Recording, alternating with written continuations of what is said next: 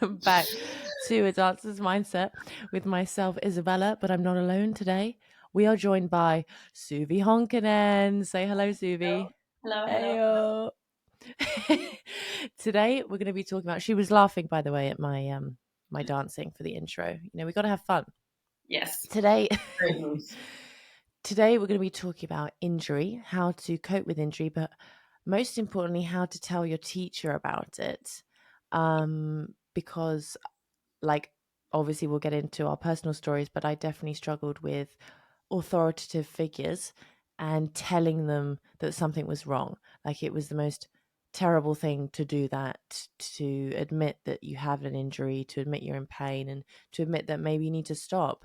And one thing that I'm really striving for with this new generation is stopping that, allowing Yeah, students to be able to, be open with how they're feeling and be open with just being honest, because it's a recipe for quitting early, stopping early, and resenting the art form when you just feel like you can't stop when you're in pain. And if anything, the pain will eventually end your career early because you'll get some serious injury and push through it. So let's talk about our personal stories initially. So, Suvi, have you ever had an experience where you've been in pain, you've had to, and where did this happen? Was it in Finland? Was it at Vaganova? Generally, I think you were pretty okay at Vaganova. I can't remember you having any kind of injuries. Maybe one. I don't remember. yes, I was quite good over there. I had that one weird rib thing. Do you remember that from partnering class? Oh, right. Where it was weird. But that went away in like a couple of weeks, so it was nothing serious. But yeah, I've had a couple of pretty bad injuries in Finland. Yeah. Yeah. Was there any scenario? Let's say, how old were you? Were you in school? And did you ever feel like? And it's okay if you everything was like it was easier for you to talk to authoritative figures than me. But was there Yeah. any scenario where you just felt like you couldn't say what was wrong? Yeah, definitely. I felt I was quite injury free as a student, Mm. luckily. But yeah, I remember even like if I was just sick with a flu or something, that I was really nervous about like sending my teacher a message that I'm sick today or something. And I always felt like when I came back after being sick, I was really, really nervous as well. Like she's going to be mad at me that I was gone. So I do remember as a student always having a very hard time with telling my teacher that I cannot train. And And I'm yeah, interested. I'm interested to know, does this come from how your teacher made you feel, or does this come from somewhere else, that fear of telling your teacher? probably both. I think it's whenever you have been away, whether it's an injury or you're sick, if the response from your teacher is a bit disappointed and a little bit like, well, I see you as a failure now, of course, that's going to feed that fear. But on top of that, I do think that there's a culture of sort of just pushing through the pain and seeing it as a weakness if you have to stop or if you're sick. There's sort of like a really big glorification of like, oh, I have a horrible pain, but I'm just going to take painkillers and push through it. And it's like that makes you a really really good dancer because you're doing that. Yeah. So I think it's probably a combination of a couple of things. Yeah. I think that really needs to change. Like, I almost feel like teachers need to have, I mean, I try as well with my students. I'm sure you do too. Like, literally, Yeah, if you have pain, stop. If you have pain, tell yeah, me.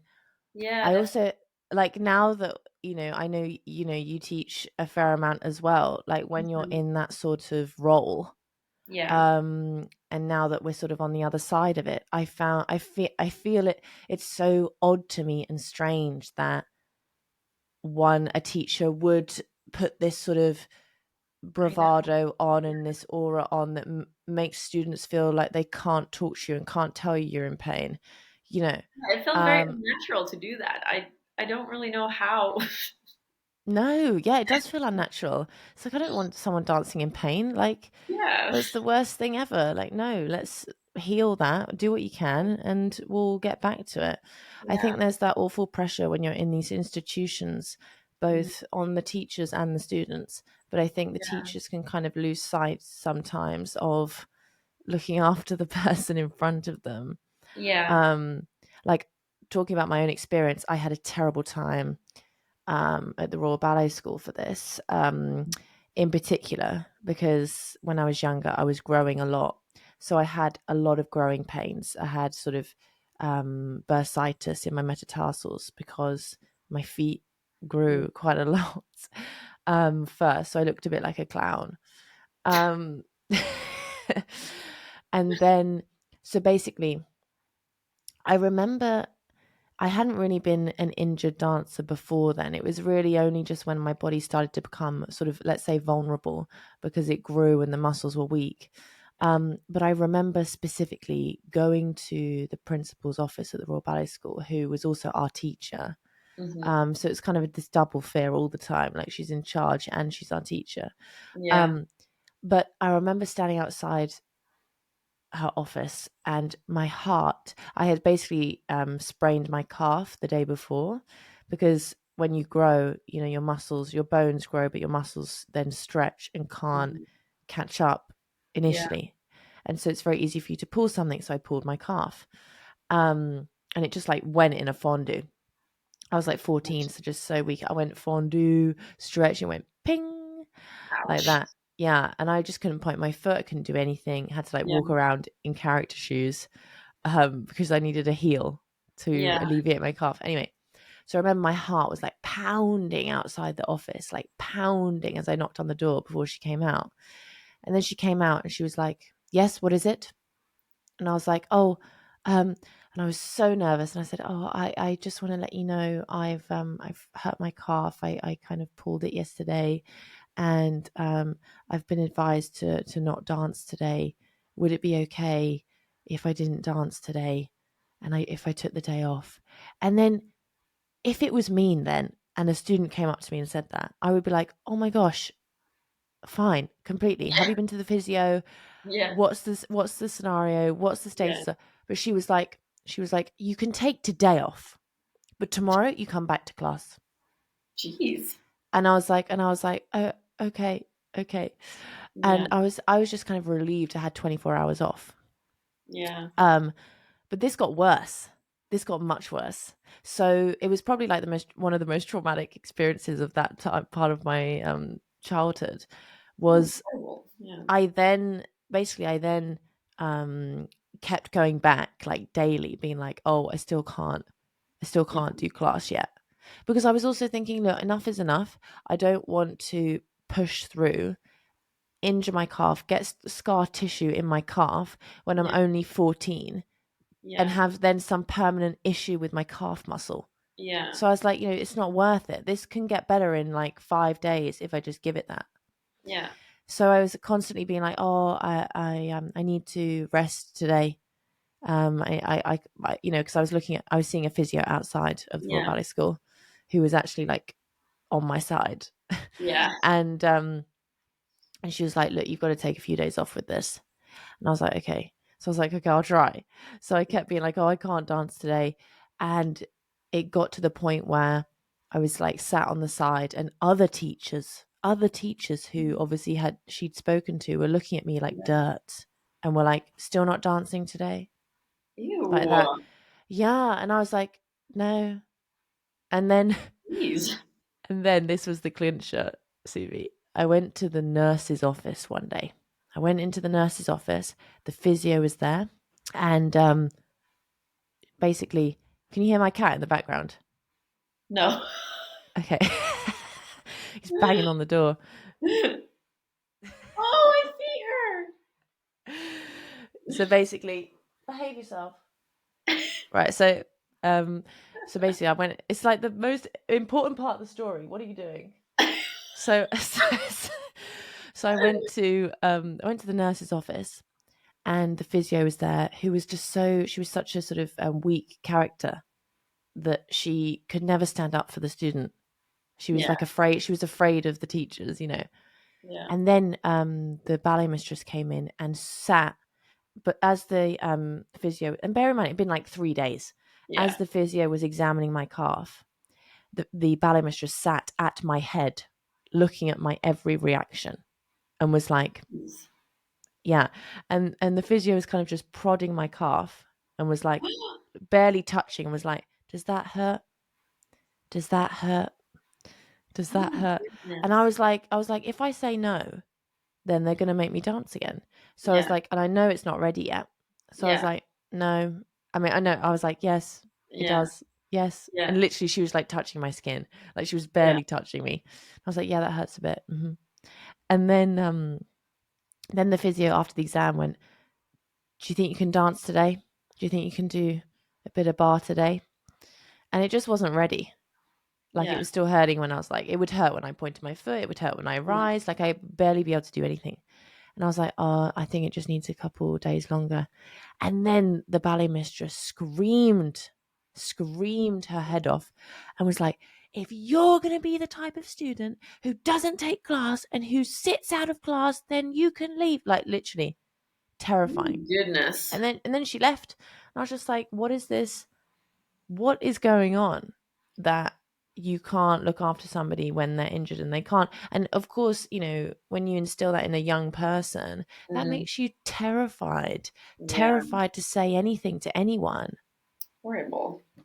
right? There's this weird thing with some ballet schools and some ballet teachers where if you're injured, the first assumption is that you're lazy and you don't want to take class, that you're trying Yeah. to get out of class. And it's like, no, I'm just injured. I'm not trying to not do class. Yeah. And there's a Why is that your huge, first assumption? That it's laziness. It's so yeah, weird. and exactly. It's like, please, I'm not lazy. Hello. We're in Yeah, this in very intense environment. yeah, um, but terrible. it's just that horrible stigma Yeah, of treating people like that when it's like, no, you need to look after. It's like a racehorse, it's like you're training racehorses. You wouldn't make a racehorse run on an injured leg. yeah, But it sort of feels like we are the racehorse in the sense that, oh, if our leg's injured, we'll be shot dead. yeah. True, especially in a Because, company. yeah, tell us a bit more about that then, Sue, because you had experiences in the company where you were injured.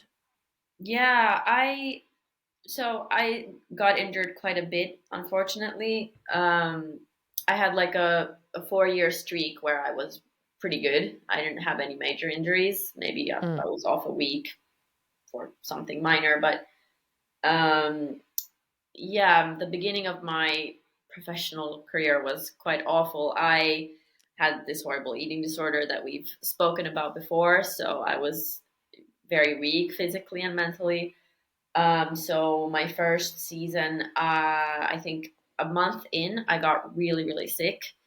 Um, like first with the flu, and then I can't remember. It turned into something like a big inflammation, something horrible. I don't know what it's called in Mm. English, but anyway, so I was off for I think 2 weeks. Like, Um, is it edema? no, I mean, no, not in the bones. I mean, like sick, just the flu sick, like Oh, an okay. inflammation in my like In your this lungs, like a area. chest infection. Oh, in Yeah, your sinuses. yeah, yes, sinus infection or something. Yeah, Mm. I don't know what it's called in English, but anyways, I was off for 2 weeks with that quite in the beginning of the season, and then I remember I was really nervous about it, of course, and I came back and one of the repetitors looked at me and she goes, "Oh, you were sick for a long time," and I was like, "Well, yeah, sorry." Um, and then soon after that, we had Don Q, and I took part in this competition as well at the same time in France. And I started having a lot of pain in my metatarsal, and I was really like, "Ah, oh, what is this?" But I thought, oh, well, I just was sick, so I can't really say that I have pain, and I just pushed through it, and tried to ignore it, and then it got really bad. I remember one day it was the last show of Don Q. I was like, oh my gosh. And then I said, our director actually gave class that morning for like Mm. the, I think I was in like there were 10 really young dancers. So he gave class for all of us. And then he tried to teach me something about like my jump technique after. And I said something like, my foot really hurts. I don't think I should do this. And the reaction was again quite like, uh, not like, oh yeah, of course, don't worry. It was something a bit more like, okay, so your foot hurts. All right. Oh Uh, no. and then during that performance in Dryads, there's a lot of jumps. This one. Yeah. Every time I landed on that foot, I felt like I was gonna vomit. It's like the amount of pain I was in. Oh my gosh. And then when I had to stand on that foot, I remember like a shockwave coming like all the way up, like to my brain. And then after the curtains closed, like I couldn't point my foot properly and I was like barely able to finish it. And I was like, I can't finish the show. I literally cannot. Oh. And then I said to the director, like, I have to stop during the intermission. Luckily, I didn't do anything important in the third act, but I couldn't walk after that. And then I went to an MRI immediately on Monday, and I had two stress fractures on my foot that were really Yeah. bad. um, so yeah, and then I was off for like 5 months. So it And was how did you really, feel? How did you feel, once you've gotten the diagnosis? Because you know what it is? It's funny. I feel like once you've got that diagnosis yeah, and you've been told, you've broken a bone or, yeah, you've got this fracture, it's sort of like the build up to that and pushing through and being in absolute agony. I mean, the shock thing you're talking about, yeah, that pain, is what I experienced in my back. That yeah, kind of, because I also had a stress fracture. It's like the most overwhelming, like takes your yeah, breath away type of pain. yeah, Um, and but I feel like once you get that diagnosis and you can literally just tell your director and be like, "Well, I fractured my foot," because yeah, no one's going to make you dance on a fractured leg yeah, once you tell them, and I yeah, don't know about you, but it's like, even though obviously it's devastating because you need to take time off, there's yeah, also like huge relief definitely. because now you can kind of, basically, even though you've got a long road ahead of you to rehab and everything, it's Yeah, on your own terms, on your own time, and yeah, no one's going to force you. And so you can relax for a second. Um, yeah. but what do you think? Let's talk about, what do you think was wrong with the scenario that you were in that made you feel like you had to keep pushing through? Yeah. Well, I definitely think that one big part of it is just the whole, like the way that I had grown up and how ballet students are educated into a culture of fear, uh, fear of the authority figure. Like Mm, it's a decade long like build up to that. So that was definitely one part. I didn't really have this kind of like autonomy of my own body. Like, I am in pain. I believe myself. I trust in myself that this pain is real, and I'm not gonna push through it because I respect myself and my body. I didn't have that. Like a lot of no, ballet I students don't don't think really most of us don't. grow up with that. Yeah. Um, so I think one really big part of it is that often the education kind of ignores that whole um, aspect of having autonomy of your own body. It's always somebody else knows your body better. Somebody else knows what to do better. That's the whole culture of it, I think. So that was Mm, definitely one big part. And then just all the experiences that I had beforehand with telling somebody about my pain, where it was always met with a kind of disappointment and like disbelief, like, sure, you have pain. Uh, and then, of course, just it was my first season. I was one of the like rare Finnish dancers who was given a contract, so I felt a lot of pressure, and I felt there was pressure put on me. It wasn't just imaginary. Uh, so yeah, it was just a combination of a lot of things. Yeah. Yeah. I felt like I was in a rush, which now looking back, I was like, I was not. I was, what, 18. It would have been fine to, realize after 1 month, you know what? My foot is really painful, or is in a lot of pain, and I could have taken maybe 2 months off and healed it and been back at it before Christmas. Yeah. Yeah, Yeah. I think places are getting better at this. I hope so. Um, Yeah, yeah, it's just, I think it's a combination, like you just said, of fear of failing, like fear that if I admit to injury, it means I'm a failure, yeah. and it means I'm weaker than the others, and it means that I'm not up to this career.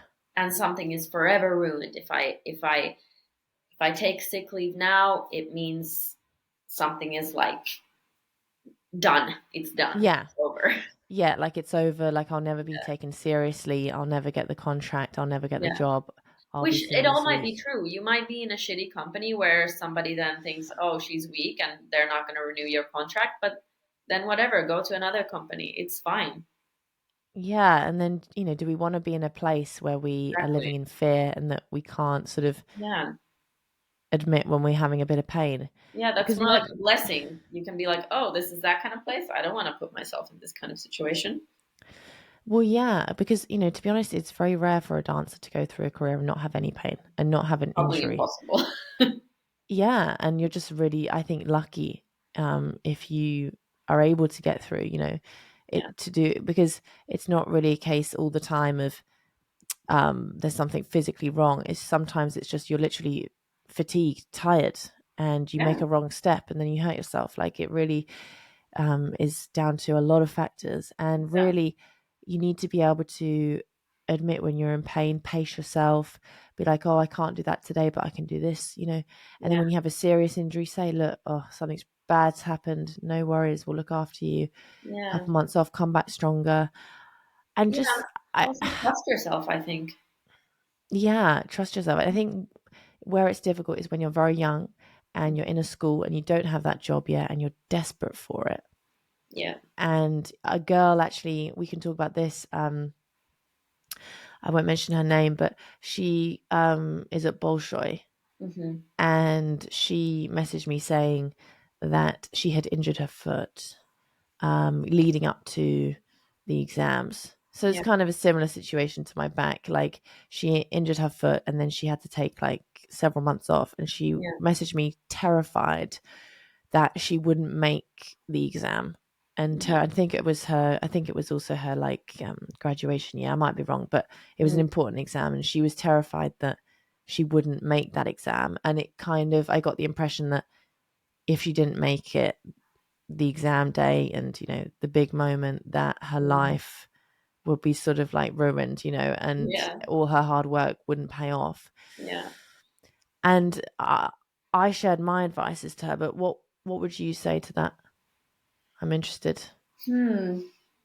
I would probably say prioritize your health and Mm, prioritize your body, and nothing, like, it's it doesn't mean anything is ruined if you miss your exam. It just means maybe one path doesn't go the way you thought it would, but there mm. are 100 different paths and they're not any worse. They're just different. So yeah, I mean, it depends how important it would be for her to like dance at the ball show. I guess if it's something she couldn't let go of, then I don't know. It depends a little bit on the situation, Mm. but yeah, I would definitely prioritize a healthy body and a healthy mind over one exam. Yeah, I mean, the things I was trying to say to her was like, at the end of the day, you can't rush a Mhm. bone to heal. Yeah, Like it'll heal when it heals. yeah, And I said, you need to try to be honest with your teacher and yeah, say, look, I'm just not ready. Like I'm not yeah, going to be ready for this. And then, worst case scenario, you repeat the year again. yeah, Worst case scenario, you do the whole year again and in a sense that won't necessarily be a worst case scenario. You'll have more Yeah. time to kind of Yeah. polish everything. They Yeah. just need to be willing to that idea. Yeah. And then if you miss the exam, then again, you may have to then in the summer holiday film an audition video yourself and send that out to other companies and things like that. Yeah. But There there's are many so many options. options Yeah. to do. Yeah. I think, the horrible thing, and I think young people as well need to really factor this in, because I was definitely guilty of this. You sort of get so fixated on Mhm. one place, on one Yeah. path, Yeah. on one option. Yeah. And I think it's quite detrimental to your mental health, and also how what you deem a success, Yeah. when you kind of only focus on one place. If I managed to open my heart out to like other places, and Mm. I'd probably be a lot happier around that time, Yeah. you know. Yeah, Um and also I feel like time feels really somehow warped in that kind of place where you are just about to graduate and get a mm, contract. It's like everything is really you're in a rush. It needs to happen now. You have to get this and that. But really, our career is long. It's you are still young, even when you're 32. You can still, it's never too late. If you're 18 and you're struggling with like, oh, am I gonna this and am I gonna that? It's okay. You have time. yeah, it's about the long game. Yeah, I think yeah, we focused, in that moment, the exam or the graduation show feels like everything. yeah. But But it's not. really, no.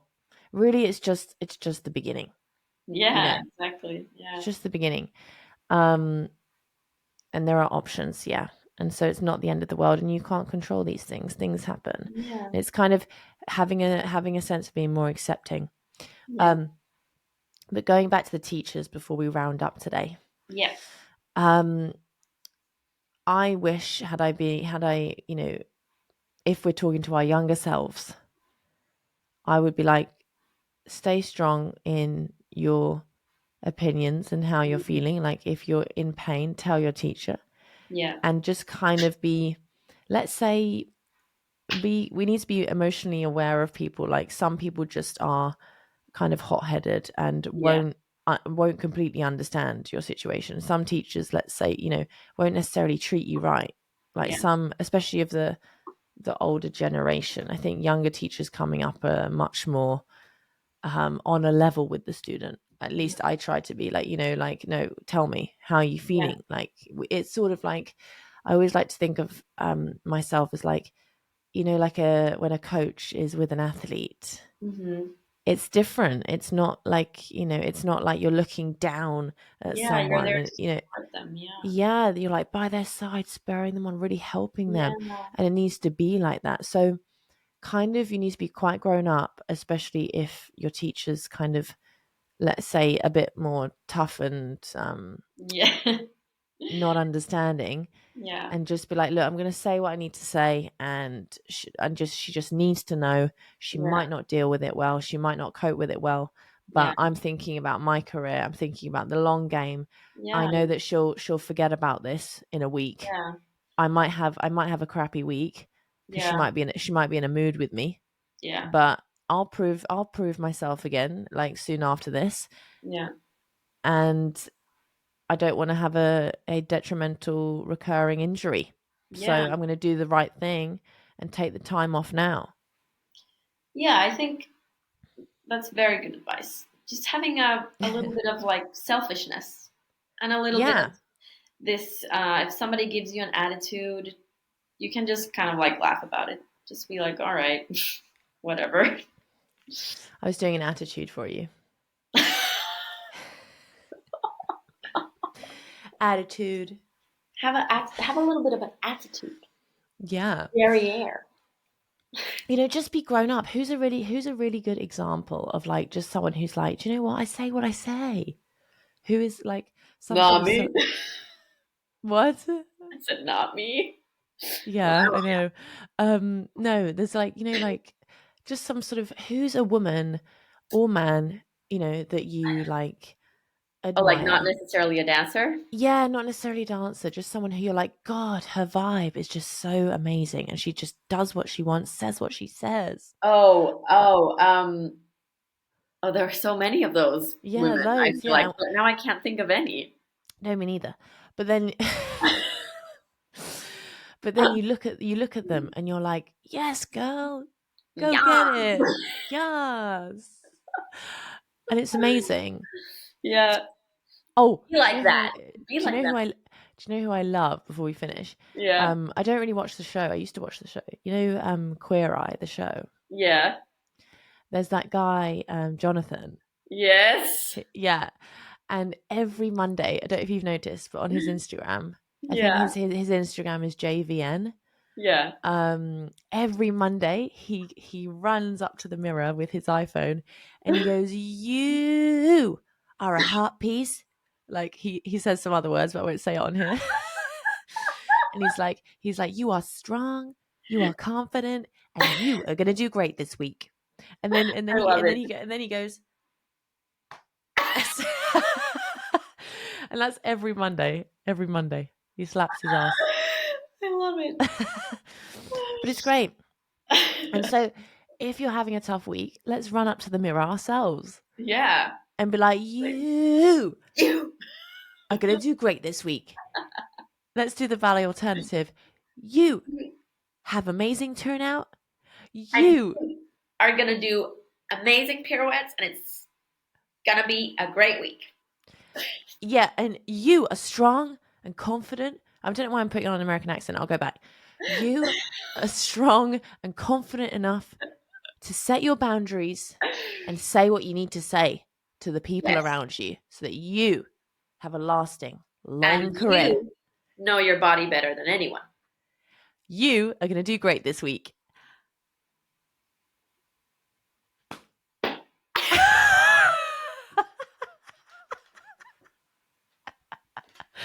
Right, I think we'll leave it there, guys. For anyone who's not watching this, they're And gonna for be anyone who's not watching, that silence was us slapping our little bottoms. yes. Bottoms.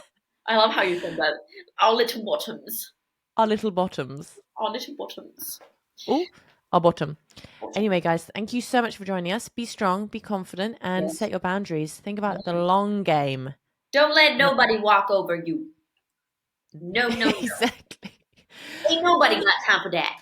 Don't let nobody shame you. Getting out of control. It's getting out of control. We need to leave. Thank you so much, everyone. Thank you. Bye.